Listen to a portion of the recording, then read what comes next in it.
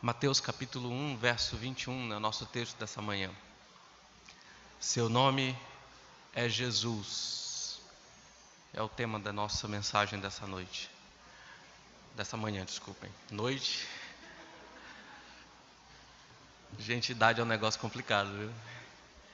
Seu nome é Jesus. E nessa manhã, celebrando o nome do Senhor Jesus, nós vamos ver esse pequeno verso dessa narrativa importante no início do Evangelho de Mateus. Mateus 1, 21. Diz assim o texto: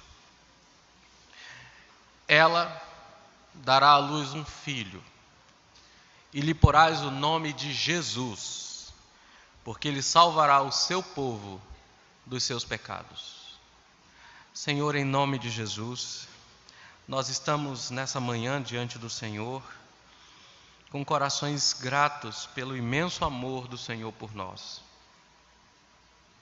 Tu és o Todo-Poderoso, Rei de todo o universo, Senhor absoluto, Criador, sustentador, mantenedor de tudo que há. E nós louvamos o Senhor, agora e para sempre, pois o Senhor é excelso, acima de todos os povos, e a tua glória está acima dos céus. Quem pode ser semelhante a ti, ó Pai?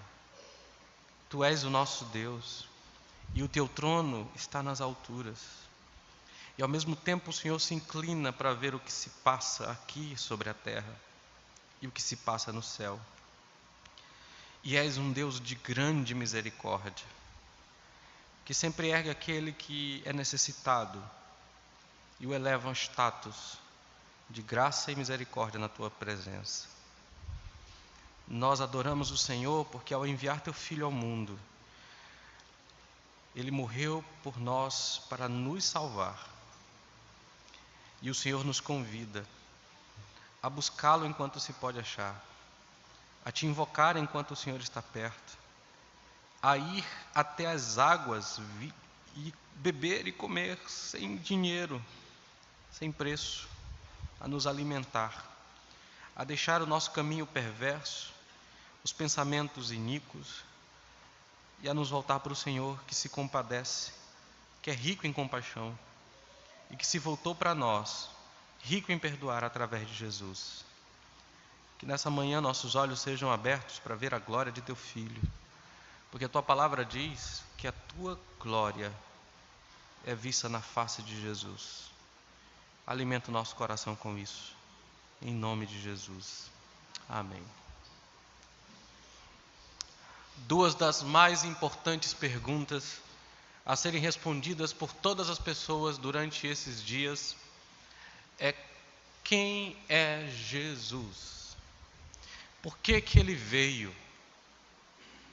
E somente quando nós entendermos essas duas perguntas, seremos capazes de responder apropriadamente a quem ele é e por que ele veio. Dr. Martinho Lutero disse acerca da pessoa de Jesus o seguinte: se alguém se mantém firme e certo nesse ponto, que Jesus Cristo é o verdadeiro Deus e o verdadeiro homem, que morreu e ressuscitou por nós, todos os outros artigos da fé se encaixam e se apoiam firmemente nisso. Citando Paulo, ele diz: é verdade que Paulo está dizendo que Cristo é o tesouro principal, a base, o fundamento e a soma total de todas as coisas, em quem e sob quem tudo está reunido. Nele estão escondidos todos os tesouros da sabedoria e do conhecimento.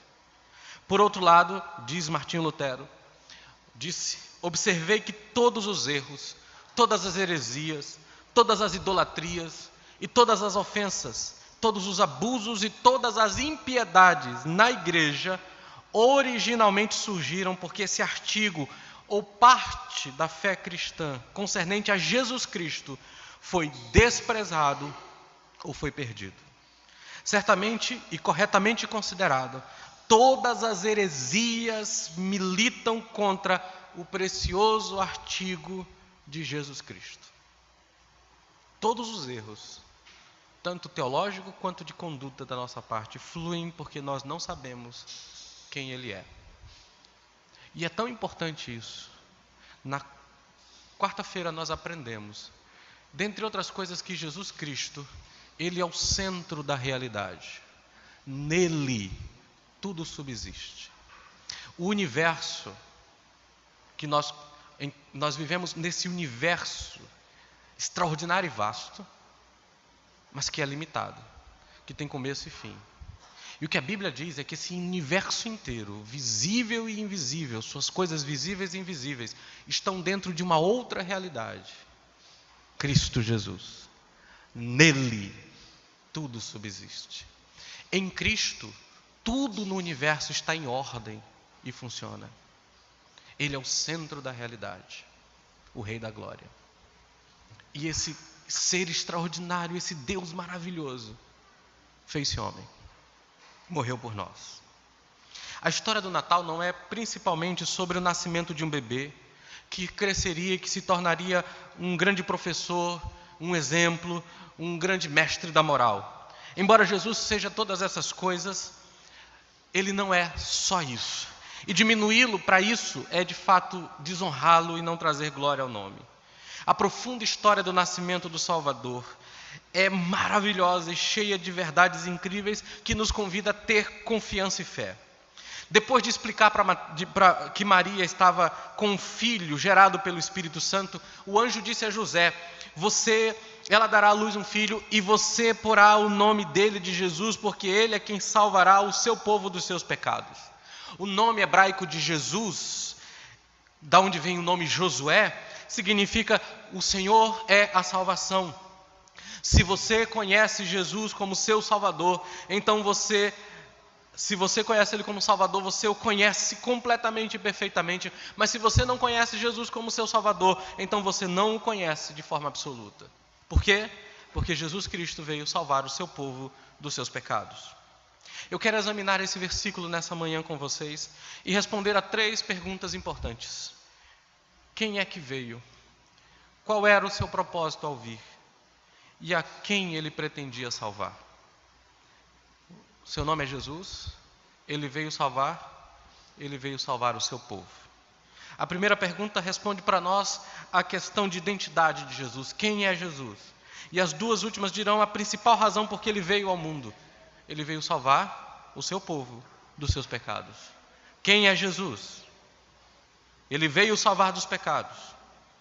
Quem Ele veio salvar? Quem veio? Por que veio? Para quem Ele veio? Primeiro vamos olhar. Seu nome é Jesus. O verso começa dizendo que ela dará à luz um filho. O contexto mostra que este não é um nascimento normal. Dizer para uma mulher grávida, para o pai, que a sua esposa ou a sua noiva grávida vai ter um filho não é algo muito anormal. Mas o contexto mostra que é algo extremamente anormal. Mateus fala que Maria estava com uma criança no ventre gerada pelo Espírito Santo, além das relações normais com o homem. Veja o verso 18 que diz: ora, o nascimento de Jesus foi assim, estando Maria, sua mãe, desposada com José, sem que tivesse coabitado, achou-se grávida do Espírito Santo. Vocês sabem a história. José era noivo de Maria. O noivado no primeiro século era uma coisa tão séria e tão firme que só podia ser desfeito com uma carta de divórcio. E o noivado fazia das pessoas compromissadas a tal ponto que se podia chamar um ou outro de sua mulher e de seu marido. O que aconteceu aqui é que Maria estava desposada, prometida, noiva de José e aguardando o momento do casamento. E de repente ela aparece com uma história. Ela está grávida. Ela está grávida, mas não é o que ele pensa, não é o que ele imaginava. Ela está grávida pelo Espírito Santo. É evidente que José não acreditou na história, porque você vê que ele pensa em abandoná-la, como diz a lei, desprezá-la, fazer com que ela volte para os seus pais, mas em secreto, porque ele não queria difamá-la, pois a amava. Nesse contexto, o anjo aparece para dizer a José, veja o verso 20. Não temas receber Maria, tua mulher, porque o que nela foi gerado é do Espírito Santo. Não é do pecado, não é de algum tipo de ofensa, mas gerado pelo poder do Espírito Santo. Em outras palavras, Maria está virgem, Maria não teve envolvimento nenhum com o homem, e está grávida pelo poder do Espírito Santo. O que nós temos aqui? Nós temos o que o Credo Apostólico diz, quando nós afirmamos: creio em seu Filho Jesus Cristo, que nasceu da Virgem Maria. Essa é a doutrina do nascimento virginal do nosso Senhor. Pessoas céticas rejeitam essa verdade porque ela é milagrosa. Há um comentarista muito popular chamado William Barclay, que assegura aos seus leitores o seguinte: nossa igreja, ele era da igreja da Escócia, não nos obriga a aceitar o nascimento virginal, no sentido físico e literal. Essa é uma daquelas doutrinas sobre as quais a igreja diz que temos plena liberdade para chegar à nossa própria conclusão. Mais tarde ele disse o seguinte: ele chamou essa doutrina de uma doutrina bruta, e argumenta que o ponto da narrativa é que o nascimento de Jesus teve uma obra do Espírito Santo como nunca antes no mundo, mas não necessariamente que ele tenha sido gerado pelo Espírito de uma virgem. Mas Mateus era um dos 12 apóstolos, teve acesso a Jesus, teve acesso a Maria. Lucas, o médico amado, provavelmente a entrevistou. Ele afirmou que fez uma pesquisa muito detalhada para escrever o seu evangelho. E esses dois homens afirmam o milagroso nascimento virginal de Jesus. Rejeitar isso como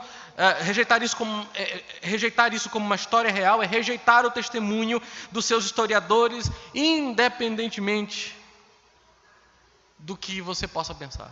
Eles eram escritores independentes, viveram na época, os escritos foram aceitos como história verdadeira por milhares de pessoas, mas acima de tudo é rejeitar a palavra de Deus, é rejeitar o que a Bíblia ensina. E a única razão por que as pessoas rejeitam o nascimento virginal é porque ele é um evento milagroso. É um milagre. E isso é um preconceito ou uma visão muito pequena de Deus. Deus é capaz de interromper as leis da sua própria criação, de acordo com o seu próprio propósito. Assim, nós precisamos e devemos aceitar o nascimento virginal como um evento histórico e verdadeiro. Mas por quê? Por que é importante? Essa verdade doutrinária é tão importante que, se você não crê nela, se pessoas não creem nelas, estão fora daquilo que chamamos de cristianismo. Nós devemos aceitar primeiro, porque o nascimento virginal é essencial para afirmarmos que Jesus é Deus. Se ele nasceu de um pai, se ele nasceu de uma mãe humanos, através do processo biológico natural, então ele não é Deus. Ele é um homem comum, e um homem pecador ainda por cima.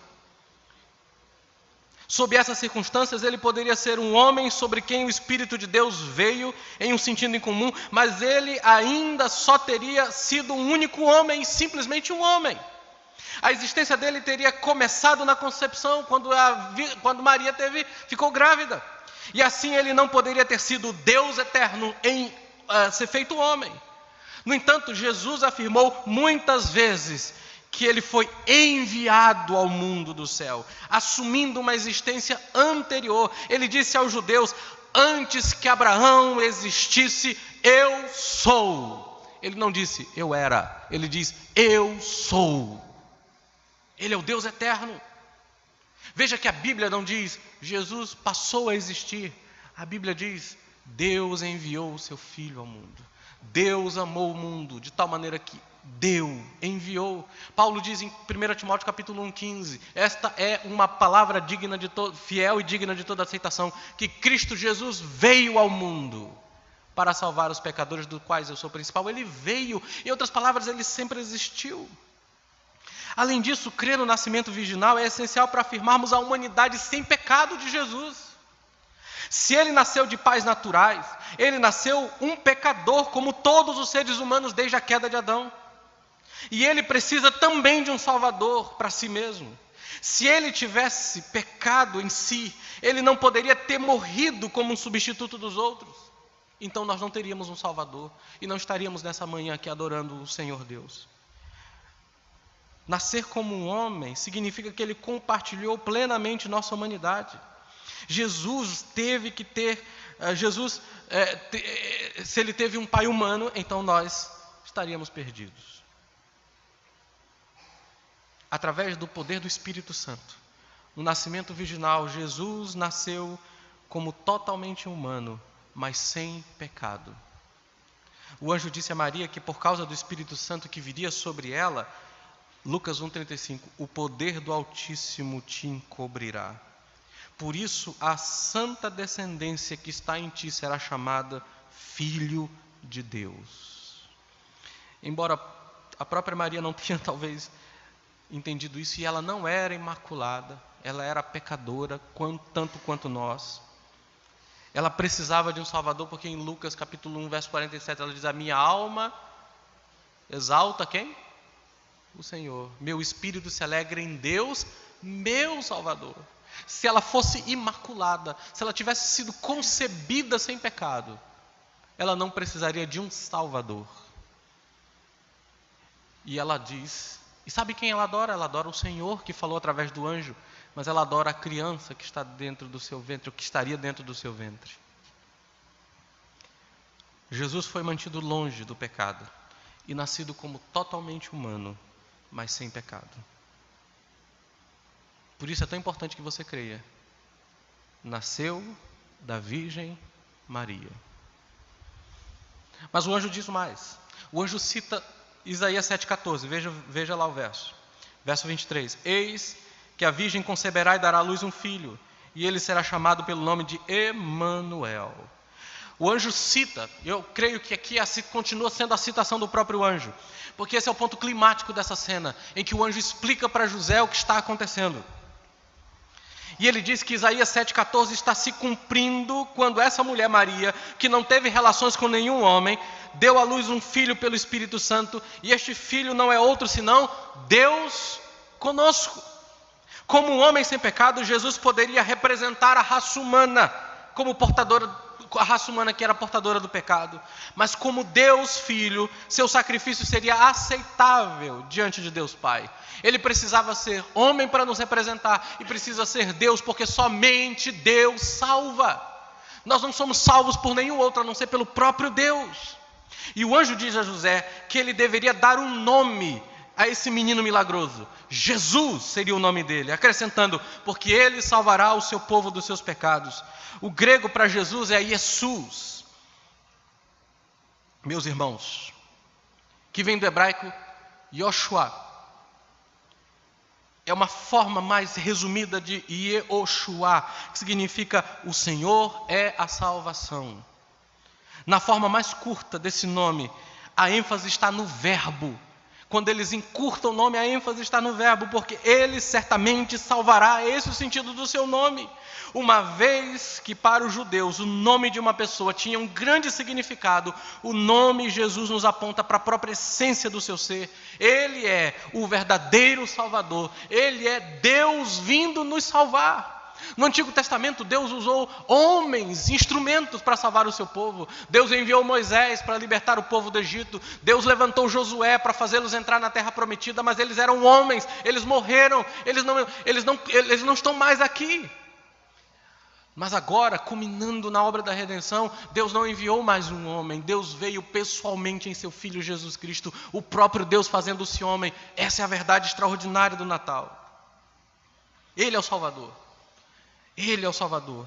O anjo diz o nascimento de Jesus Cristo. Cristo é o Messias, o ungido, aquele que foi capacitado por Deus para a nossa salvação. Charles Spurgeon, pregando nesse sermão, diz o seguinte, nesse texto diz o seguinte: o Pai conhece Jesus perfeitamente. Quando ele ordenou que ele fosse chamado Jesus, ele estava dando a ele o melhor e mais apropriado nome possível. Ao dar a Jesus esse nome, o Pai o estava comissionando para salvar os pecadores, e isso constitui o fundamento do nosso apelo a Deus para que Ele nos salve. O nome dele traz consigo a sua missão. Ele veio salvar. Por que isso é tão importante para mim e para você? Porque nós estamos, queridos, adorando esse Deus extraordinário. Aonde está a sua confiança? Nesse Deus. Nenhuma religião fora do cristianismo tem algo parecido com isso. As mitologias gregas, por exemplo, falam de deuses envolvendo-se com seres humanos e criando uma terceira categoria de semideuses. Você já viu essas histórias? mas a mensagem de que o próprio Deus, eterno e infinito, supremo e soberano, tomou a forma humana pelo poder do Espírito no ventre de uma virgem para salvar o seu povo, é uma mensagem singular da nossa fé e uma verdade extraordinária. Mas ainda, se Jesus é de fato Deus que se fez homem, você deve adorá-lo, você deve cultuá-lo, você deve celebrá-lo, você deve render-se aos seus pés. Ele é o seu Deus, você deve cultuar com todo o seu coração. Mas se Ele é Deus que se fez homem, então Ele é o seu substituto, e você deve confiar apenas nele. Você não pode confiar em ninguém a não ser Ele. Ele tomou a natureza humana para viver a vida que você não pode viver, e para morrer a morte que você deveria morrer. Ele assumiu o seu lugar para salvá-lo dos seus pecados. Você deve adorar Jesus, e você deve confiar apenas em Jesus. Mas há mais uma lição importante aqui. Nunca, nunca alimente na sua mente que doutrina é uma coisa desnecessária e sem importância. É exatamente porque crentes são desprezam tanto verdades doutrinárias que podem ser facilmente enganados e ludibriados por pessoas que sutilmente tentam perverter verdades importantes como essa aqui. O que estamos afirmando, o que a Bíblia está afirmando, é uma doutrina central para a fé cristã. Não é algo como, por exemplo, a doutrina do batismo, se é por imersão, se é por aspersão, ainda que a Bíblia ensine claramente que é por aspersão. Você pode crer que é por imersão e não há nenhum problema, você continua sendo um cristão sobre isso, crendo dessa forma. Mas se você não crê que Jesus nasceu de uma virgem, você não pode ser cristão se você não crê nisso. Você não pode ser um verdadeiro e genuíno filho de Deus se você não confia nessas verdades. Elas são centrais, essenciais. Você precisa alimentar a sua mente com essa verdade. Ele veio ao mundo de maneira singular. Ele é Deus que se fez homem sem pecado. Ele veio para morrer por nós e nos salvar. Se você não crê nessa base, todo o resto da doutrina sobre Jesus Cristo cai por terra. Você precisa adorar Jesus, confiar em Jesus, mas precisa crer nessas verdades e alimentar seu coração com elas. Quem veio?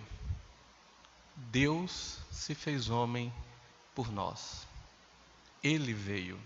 Uma das mensagens mais bonitas que eu encontro em Lucas capítulo 2 é que o anjo diz aos pastores, é que se vos nasceu na cidade de Davi o Salvador, que é Cristo o Senhor.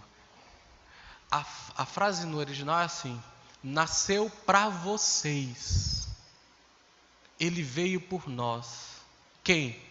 Ele diz, o Salvador, que é Cristo, o Messias prometido, mas Ele é muito mais do que vocês estavam esperando. Ele é o Senhor. No contexto, se você ler, antes diz o seguinte, quando os anjos apareceu, a glória do Senhor apareceu. A mesma palavra Senhor, que fala da glória de Deus, é usada para falar o Senhor, que é Jesus. E diz o anjo do Senhor.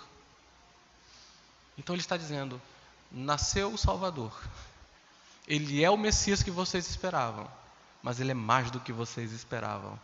Ele é o próprio Senhor. Ele é Deus vindo por causa de vocês. Nasceu para vocês. Essa é uma verdade extraordinária. Mas em segundo lugar, a pergunta é, por que Ele veio? Ele veio salvar dos pecados.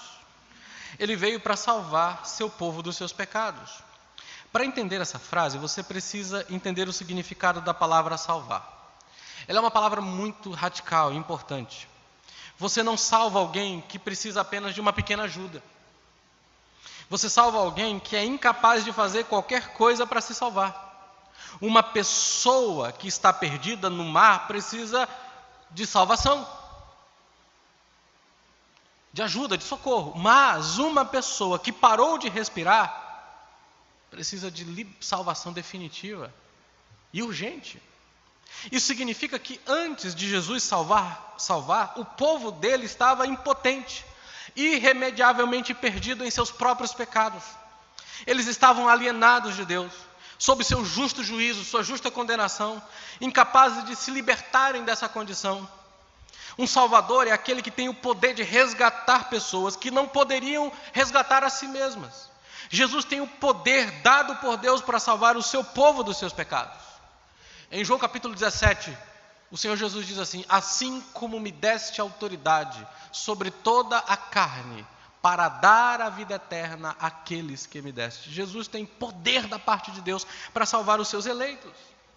É importante afirmar isso, meus irmãos, porque há muitos hoje na igreja evangélica que acreditam que a habilidade de Jesus para salvar alguém é contingente, depende do exercício da vontade livre das pessoas. Eles dizem algo mais ou menos assim. Eles dizem isso: Deus deseja desesperadamente salvar você. Ele anseia salvar as pessoas. Ele fez tudo o que Ele pôde para salvar essas pessoas. E Ele salvaria todas elas se pudesse, mas Ele não pode salvá-las por causa da falta da vontade das pessoas de serem salvas.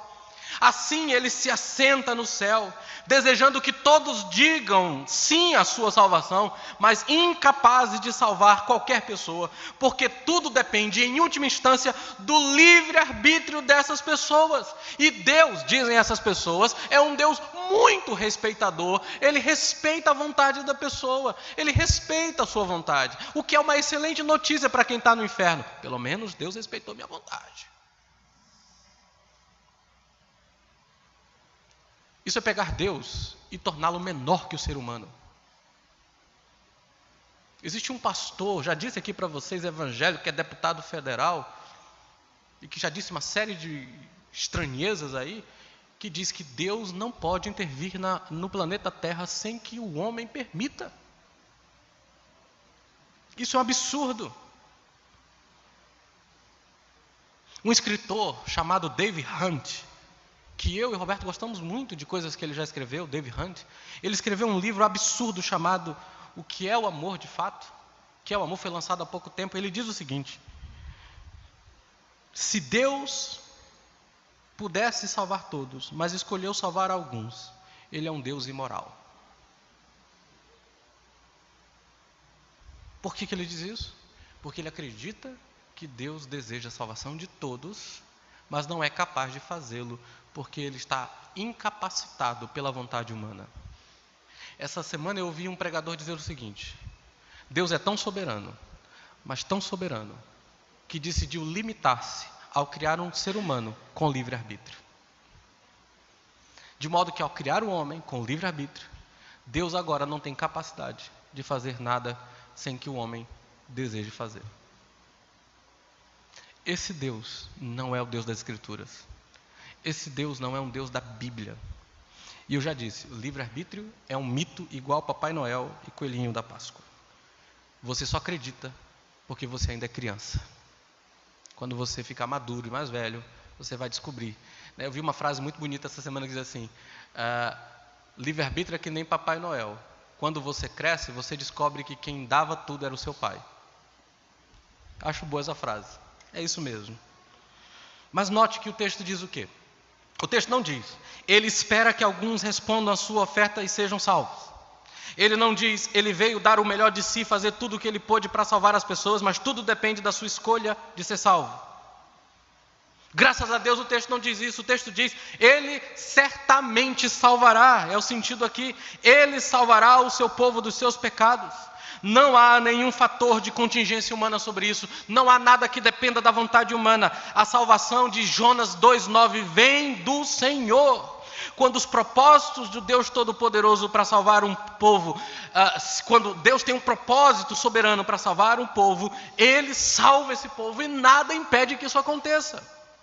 Em Isaías 14:24, o Senhor declara o seguinte: certamente, assim como eu pretendi, assim aconteceu, e assim como eu planejei, assim será. O contexto é uma referência ao quebrantamento da Assíria por parte de Deus. Mas se Ele é capaz de quebrantar, de realizar o seu plano, ao quebrar um povo, a quebrar o poder do império, de um império poderoso como a Síria, Ele não pode salvar realmente o seu povo dos seus pecados?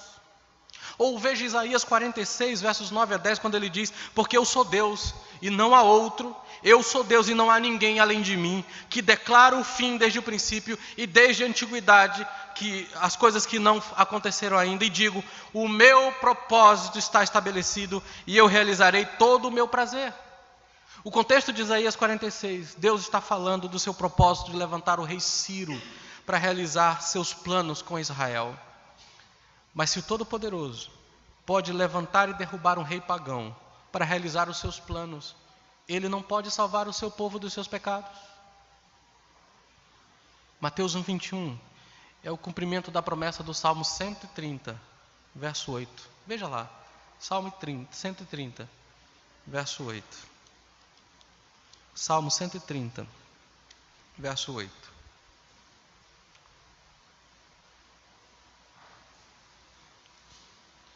Aqui o salmista está dominado pelos seus pecados. Ele está nas profundezas, prestes a ir para mais baixo, para cair, quando clama em desespero por Deus. Ele reconhece que se Deus olhasse para suas iniquidades, ninguém permaneceria em sua santa presença. Mas então ele acrescenta, veja o verso 4. A minha alma anseia pelo Senhor, mais do que os guardas da manhã, pelo romper da manhã, mais do que os guardas pelo romper da manhã. Verso 4, contigo, porém, está o perdão, para que te temam. Com base nas promessas de Deus, ele encoraja Israel também a esperar no Senhor, acrescentando, porque com o Senhor há misericórdia, e com ele abundante redenção. Verso 7. E ele redimirá Israel de todas as suas iniquidades. No Senhor há misericórdia, nele copiosa redenção. É ele quem redime Israel de todas as suas iniquidades. Jesus é o Salvador prometido, irmãos, que realmente redimiu o povo de Deus de todos os seus pecados. Sugeri que o propósito soberano de Deus de salvar o seu povo para a sua glória está condicionado à fraca, débil e escravizada vontade do homem. Vai contra tudo que a Bíblia ensina. Em Efésios capítulo 1, Paulo estabelece a salvação que Deus livremente nos deu. Ele torna muito claro que a nossa salvação vem totalmente de Deus quando diz: Ele nos escolheu nele antes da fundação do mundo. Ele nos predestinou para a adoção de filhos por meio de Jesus Cristo para si mesmo, de acordo com o bom prazer da sua vontade.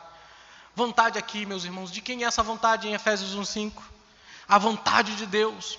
Ele nos deu a conhecer o mistério da sua vontade, conforme o seu bom prazer, que Ele propôs nele mesmo. Em Cristo Jesus obtivemos uma herança, fomos predestinados segundo o seu propósito, o propósito de fazer todas as coisas conforme o conselho da sua vontade, Efésios capítulo 1, verso 11. A Bíblia fala de uma única vontade soberana, a de Deus. E a única vontade decisiva na salvação das pessoas é a vontade de Deus e não a vontade das pessoas. Quando Deus decide salvar, Ele salva. O que eu estou simplesmente dizendo é o que a Bíblia afirma repetidamente. A salvação pertence ao nosso Deus, que está assentado no trono, e ao Cordeiro. Apocalipse 7:10. Quando Deus propôs que Jesus salvaria o seu povo dos seus pecados, não há dúvida de que Ele realizará isso. E Ele vai fazer isso para o louvor da sua glória, para o louvor da glória da sua graça. A nossa resposta deve ser sempre a mesma de Apocalipse 7, verso 12, quando diz: Amém, amém, bênção, glória, sabedoria, ações de graça e honra e poder seja o nosso Deus para todos sempre, amém. É a Ele a glória, a Ele que pertence a glória. A resposta é: Ele realmente salvou seu povo dos seus pecados. Em outras palavras, a morte de Jesus na cruz foi substitutiva e específica. Ele morreu no lugar daqueles que Ele veio salvar. Ele não se ofereceu potencialmente para que mais tarde, quem decidisse crer nele fosse salvo. Em vez disso, Ele realmente comprou o seu povo eleito do mercado de escravos do pecado pelo seu próprio sangue, para que eles não tenham que pagar por seus próprios pecados. Aqueles a quem Ele propôs salvar, Ele salvou. Todos os que o Pai deu ao Filho irão a Ele, e Jesus jamais perderá nenhum deles. Jesus dá a vida eterna como seu dom a todos os que o Pai lhe deu. Quando Ele diz que Ele salvará o povo de seus pecados, o significado aqui é duplo. Primeiro, ele os salva e os livra da penalidade do pecado, do castigo eterno, do inferno. Você e eu nascemos sob a ira de Deus. Você e eu nascemos sob o juízo e a condenação dele. Jesus veio para nos salvar disso. E isso acontece instantaneamente no momento em que um pecador é despertado para crer em Jesus como seu Salvador. Mas também ele nos livra do poder do pecado. Na vida diária, em todos os dias. O mesmo poder que libertou você do juízo de Deus está disponível para libertá-lo do controle e do domínio do pecado em sua vida. E isso acontece gradualmente, progressivamente, à medida em que o crente aprende a andar na dependência do Espírito Santo. Não será aperfeiçoada até o momento em que Cristo voltar. Se uma pessoa não está crescendo em santidade, se ela não está lutando contra o pecado, ela precisa questionar se ela foi salva de seus pecados por Jesus. Mas eu poderia acrescentar um terceiro fator aqui. Quando Cristo voltar em glória, ele erradicará, tirará todo o pecado do universo que ele criou, inclusive de você, do seu coração, da sua mente, da sua própria vida. E você finalmente viverá como alguém sem pecado, o que você não sabe o que significa. Nós não sabemos o que é isso. Um coração sem defeitos e pecado, uma mente sem distorções, vivendo num mundo onde ninguém mais peca. Isso vai acontecer quando Cristo voltar.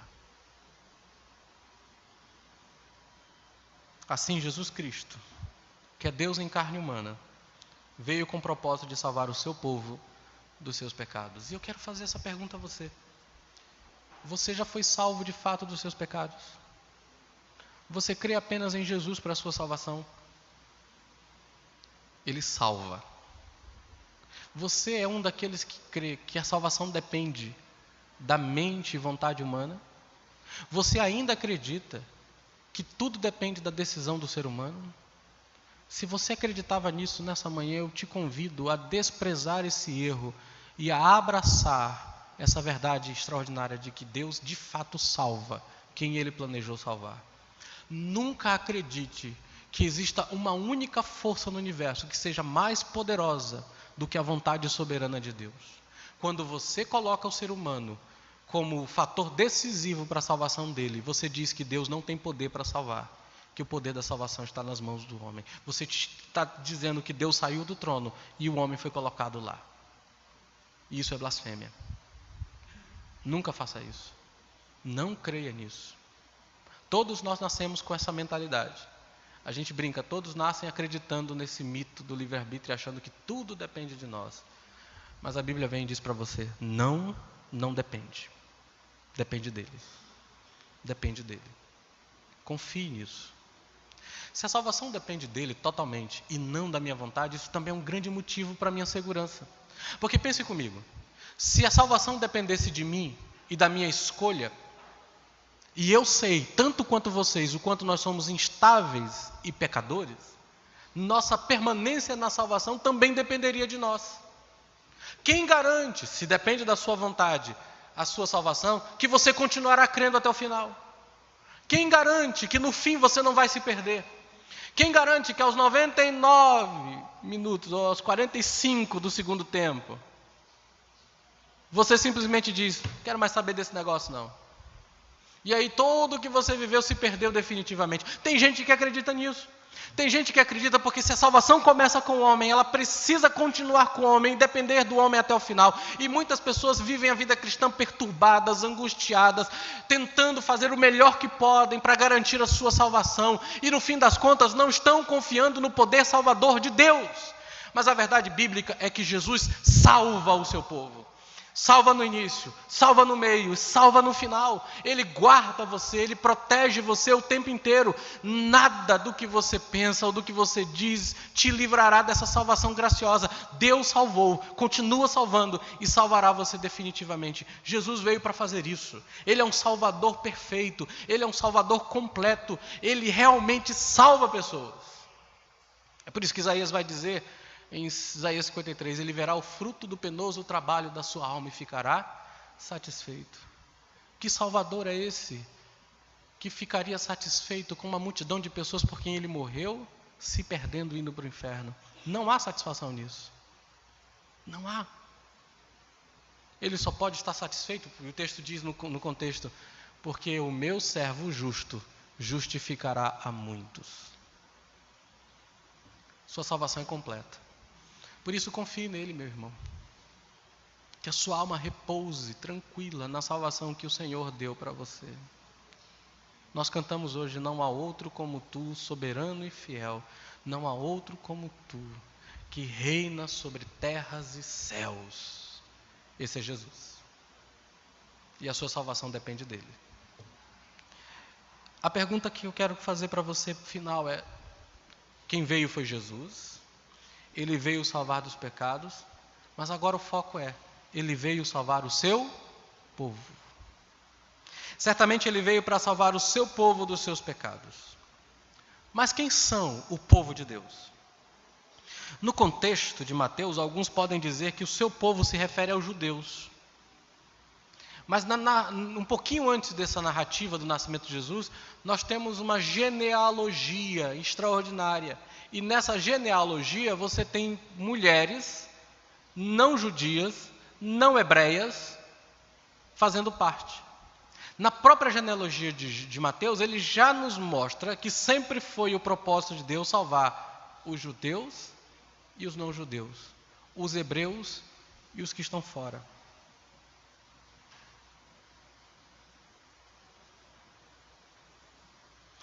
O Salmo 130 que nós lemos diz: ele redimirá Israel de todas as suas iniquidades.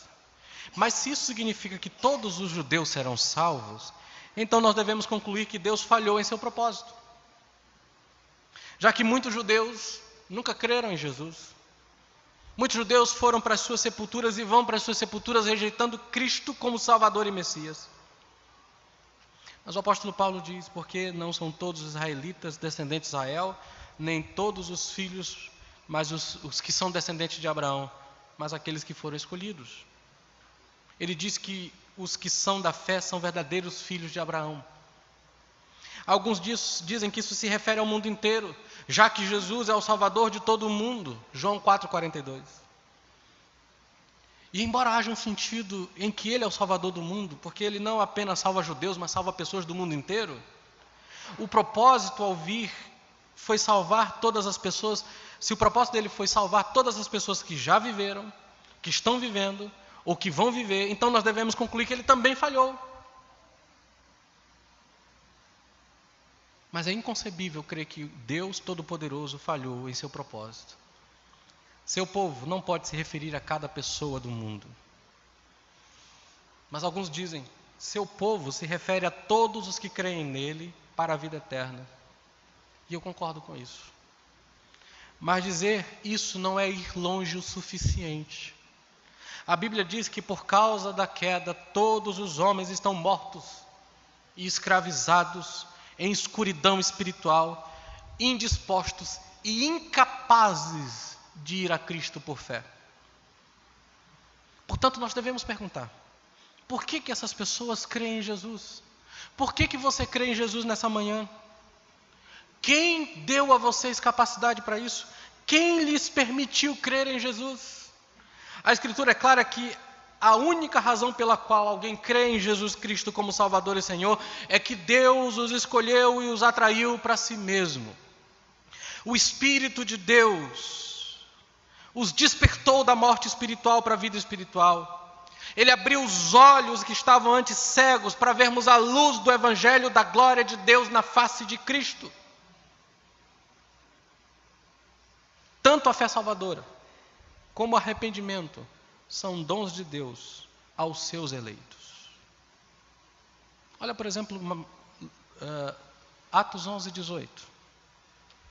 Atos 5:31, só para vocês terem uma ideia dessa verdade. Atos 5:31. Falando de Jesus, Pedro diz: Deus, porém, com a sua mão poderosa, a sua destra, o exaltou, a Jesus, o príncipe e salvador. Ou seja, ao ressuscitar Jesus e o elevá-lo ao Senhor da glória, ao príncipe e salvador, o rei de todo o universo, como diz Paulo aos Filipenses, deu a ele um nome que está acima de todo nome. Ele fez isso para quê? Veja o texto. A fim de conceder a Israel o arrependimento e a remissão dos pecados. Quem conquistou para nós o arrependimento? Cristo Jesus. Mas aqui fala de Israel. Veja 11:18. Aqui parece referir-se aos judeus apenas, mas veja Atos 11:18. E então, ouvindo eles essas coisas, apaziguaram-se e glorificaram a Deus, dizendo: logo também, não apenas a Israel, mas aos gentios, aos não-judeus, foi dado por Deus o arrependimento para a vida. Deus levantou Jesus para dar arrependimento a Israel, mas também levantou Jesus para dar arrependimento aos que não são de Israel. E a sua fé? Atos 13:48. Os gentios, ouvindo isto, regozijaram-se e glorificaram a palavra do Senhor. Os gentios ficaram alegres, mas veja que ele diz o seguinte: do meio desses gentios, alguns creram. Quem foi os que creram? Ele diz: creram todos os que haviam sido destinados para a vida eterna. Somente os destinados creem. Atos 16:14. Certa mulher, chamada Lídia, da cidade de Tiatira, vendedora de púrpura, temente a Deus, nos escutava, e o Senhor lhe abriu o coração para atender às coisas que Paulo dizia. E eu poderia passar vários minutos citando texto após texto, em que a verdade inquestionável de que somente creem aqueles que Deus concede fé, somente se arrependem aqueles a quem Deus concede arrependimento. Filipenses 1:29 diz: porque lhes foi concedido não apenas o crer em Jesus, mas o padecer por Ele. Efésios 2:8 vai dizer que pela graça sois salvos mediante a fé, e isto, salvação pela graça mediante a fé, não vem de vocês, é dom de Deus. Eu poderia dizer a vocês que Jesus é o autor e consumador da nossa fé. Tudo para afirmar, eles creem, porque Deus lhes concedeu fé. Assim devemos concluir que o seu povo refere-se, meus irmãos, àqueles que o Pai deu ao Filho antes da fundação do mundo no eterno pacto da redenção. Os seus eleitos, que Ele comprou para Deus com o seu sangue e que procedem de toda tribo, língua, povo e nação. Eles são o seu povo e não há nenhuma sombra de dúvida sobre isso na Bíblia. Ele veio salvar o seu povo dos seus pecados.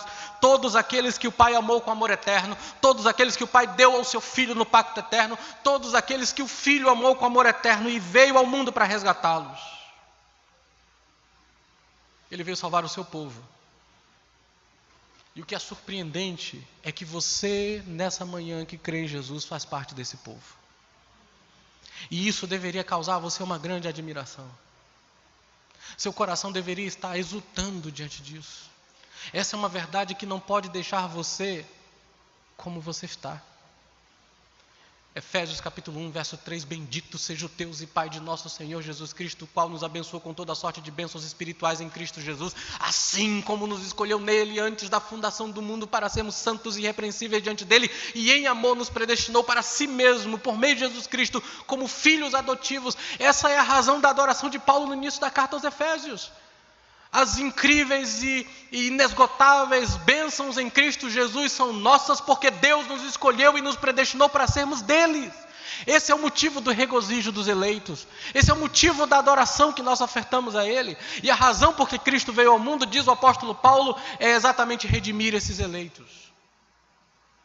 Você devia estar cheio de alegria por isso. Nesse Natal, você celebra a vinda de Jesus por sua causa, para salvar você. Você celebra o eterno amor de Deus que deu seu Filho por sua causa. Deixa-me dizer uma coisa para você. Essa é uma doutrina dura e difícil. Mas há aqueles a quem Deus não escolheu. Os réprobos. Ele passou por alto dessas pessoas. Ele não as amou com amor eterno e as deixou em seu próprio pecado. E elas, por sua própria vontade, jamais irão a Jesus. Pregaremos, insistiremos, oraremos e nada acontecerá. Você podia estar no grupo dessas pessoas.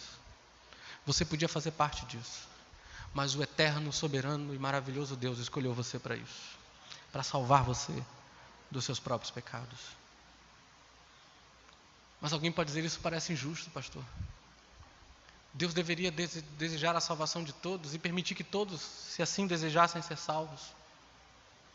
Mas primeiro, se Deus simplesmente deixasse por nossa vontade o ser salvo, nunca nenhuma pessoa seria salva.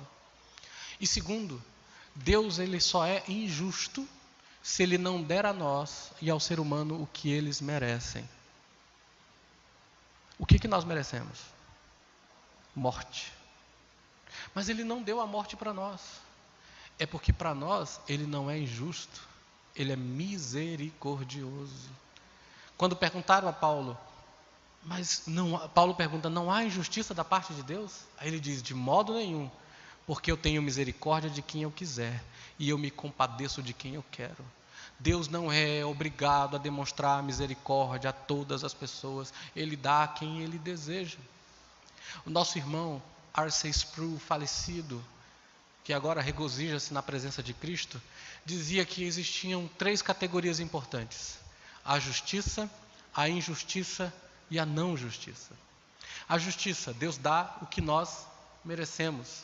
A injustiça é Deus não dar o que merecemos e, ao invés de condenar os pecadores, fazer vista grossa como os juízes, alguns juízes do Supremo Tribunal fazem hoje. É Deus simplesmente inocentar o culpado e culpar o inocente, como a nossa lei muitas vezes faz. Solta bandidos terríveis e deixa preso até quem é inocente. Mas ele diz que na nossa salvação há uma terceira categoria, a categoria da não justiça, em que Deus decide não aplicar a justiça a nós, mas aplicar em seu Filho como nosso substituto, e Ele decide ter misericórdia de nós. Ao nos salvar, Deus não fez vistas grossas para o nosso pecado, Ele os colocou em Cristo e puniu em nosso lugar. Há uma outra coisa a ser notada aqui nessa manhã. O seu povo são pecadores. Como Jesus diz, o Filho do Homem veio buscar e salvar o que se havia perdido.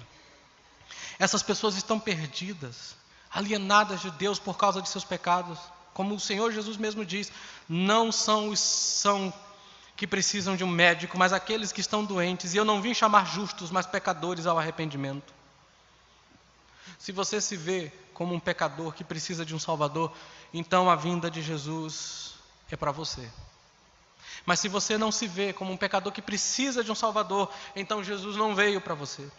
Se você pensa que você é uma pessoa basicamente boa, que entrará no céu através da sua própria bondade, então você não é um dos membros do povo de Deus. Ele veio salvar apenas pecadores, e somente pecadores. Assim, Jesus Cristo veio salvar aqueles que se reconhecem pecadores pela graça. Ele veio salvar o seu povo. E uma das marcas do povo eles ouvem a minha voz, eu as conheço e elas me seguem. Quando eles ouvem a voz de Cristo, eles não resistem e se voltam para Ele. Em arrependimento sincero, eles creem em Jesus. Jesus veio salvar o seu povo, os seus eleitos, a multidão enorme de homens e mulheres, de todos os povos, de todas as nações, que o Pai amou com amor eterno e que deu ao seu Filho para resgate eterno. Como eu sei que eu sou um dos membros do povo de Deus?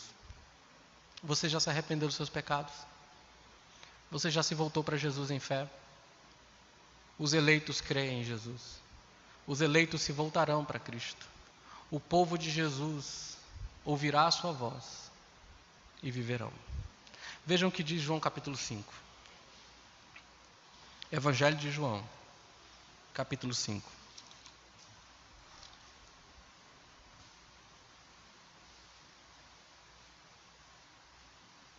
Verso 24. Em verdade vos digo, quem ouve a minha palavra e crê naquele que me enviou, tem a vida eterna, não entra em juízo, mas passou da morte para a vida. Mas como é que alguém crê naquele que foi enviado, naquele que enviou e naquele que foi enviado? Como alguém pode crer? Como? Veja o verso 40. Olha o que Jesus diz aos que estão conversando com ele, diz assim: contudo, não quereis vir a mim para terdes vida. Quem crê, tem, mas vocês não querem. Então como é que alguém pode crer? Verso 25. Em verdade vos digo, que vem a hora e já chegou, em que os mortos ouvirão a voz do Filho de Deus, e os que ouvirem, o que vai acontecer com eles? Viverão. Vejam o verso 24. Quem ouve a minha palavra e crê. Mas como alguém pode ouvir a palavra de Jesus e crer? Ele diz, já chegou o momento em que as pessoas ouvirão a voz do Filho e viverão. E aqui ele não está falando da morte física, porque a morte física ele vai falar no verso 28. Veja a diferença do verso 25 e 28. Não vos maravilheis, porque vem a hora, e ele não diz, e já chegou. Diz isso na sua Bíblia, no verso 28?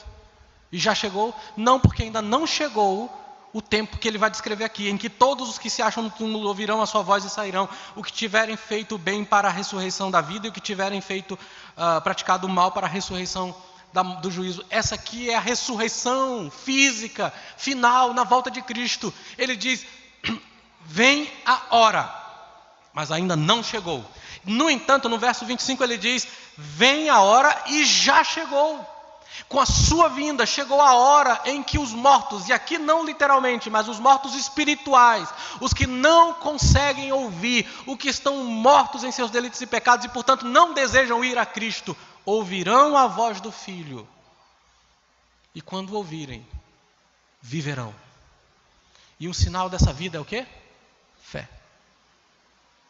Por que que isso acontece? Verso 26. Porque assim como o Pai tem vida em si mesmo, também concedeu ao Filho ter vida em si mesmo. Portanto, somente Ele pode dar vida. Os eleitos ouvem a voz do Filho, porque o Filho deu vida a eles. Eles ouvem a voz do Filho e creem. Se você se arrepender dos seus pecados e crer em Jesus, é porque você é membro do povo de Deus. É porque você é uma das ovelhas de Cristo. E as ovelhas de Cristo serão salvas. Você crê nele? Você confia nele? Jesus Cristo é o Deus eterno, que tomou a natureza humana para salvar o seu povo dos seus pecados. Seu povo é aquele que o Pai deu ao Filho. Ele não espera que essas pessoas o escolham algum dia.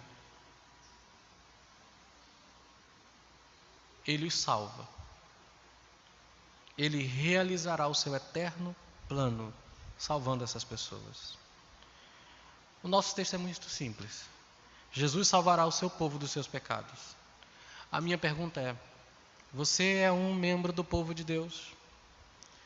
Se você perguntar como é que eu sei, a resposta está em responder a algumas questões. Primeiro, Deus abriu seus olhos para ver que você é um pecador que merece o seu juízo? Você acha que você é uma pessoa muito boa à vista de Deus, então merece o céu? Se você pensa assim, você não é membro do povo de Deus. Pelo menos isso ainda não foi revelado a você, seus olhos ainda não se abriram. Mas se você diz, sim, eu sei que eu sou um pecador merecedor do julgamento de Deus, então a próxima pergunta é, você fugiu dos seus pecados, refugiando-se do juízo de Deus na cruz de Jesus Cristo? Você confia em Jesus? Ou você está confiando em seu sangue derramado para pagar a penalidade dos seus pecados? Se a resposta é sim, então você é membro desse povo. E ele veio salvar você. Mas se você não fez isso ainda, eu te convido a se arrepender e entregar sua vida a Ele. A refugiar-se em tudo que Cristo fez na cruz pelo seu povo. A confiar nele. E talvez você me pergunte, mas por que eu devo ir, pastor? Porque se ele veio salvar o seu povo, como é que eu devo ir? A grande mensagem é, Jesus adquiriu salvação na cruz para o seu povo. A questão não está com você, a questão está com Ele.